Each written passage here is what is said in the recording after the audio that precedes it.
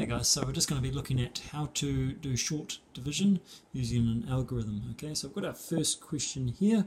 4 is dividing 236. Okay, so let's look at it. So 4, let's look at how many times can 4 go into 2? It can't. Okay, so I'm just going to put a 0 up there. Let's now then look at how many times 4 can go into 23.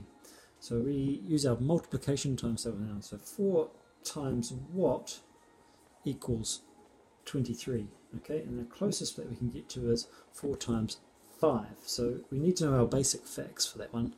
Okay, so 4 times 5 equals 20. Okay, so in 23, okay, I could go into there 5 times, but what am I left with? Okay, I've been into there 20 times, but I've got 23, so I'm left with 3.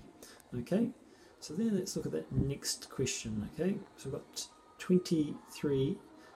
Well, I've got 3 left over from here and the 6. So 4 we know can't go into 3. So how about 4 going into 36? 4 times what equals 36? Okay, now if we do 4 times 10, that equals 40. Okay, if we take 4 off, we get 36. So it must have been 4 times 9 to equal 36. Okay, and so we can put the 9 up there. And there we go. We've done our short division and we've looked at how many times, basically done short division but using times tables to work out how many times our numbers can go into each other to go into our top one. Okay, so that's just a very quick one. Let's have a go at another one now. So let's go something a bit more difficult. Let's look at a 7, something divided by 7. Now that's quite hard. 7 times tables are quite tricky. Okay, sometimes it's good to actually write your 7 times tables down the side here so that you could use those to find out how many times they can go into your certain numbers. So let's make up some numbers that will divide by. So let's go 4, 6, chuck an odd number in here, 5. Okay, so let's do this one here. So 7 can't go into 4. Okay, so we'll put a 0 above there. Right, how many times can 7 go into 46 though? Okay, so we know 7 times 7, okay, equals 49. Okay, so 46 is smaller than that, so let's go smaller than that. 7 times 6, what does that equal? 42. So yes, 7 times 6 can go into there. Okay, can go into there 6 times. So 42, if we took 42 off 46, we're left with 4. Okay, 4 in that column. So 7 can't go into 4, so let's make it 45. So we bring the 5 down there to look at how many times can 7 go into 45. So using what we already know from here, 7 times 6 can go equals 42, so we can go into there 6 times again. Okay, and we're left with, when we do take 42 off 45, we're left with 3.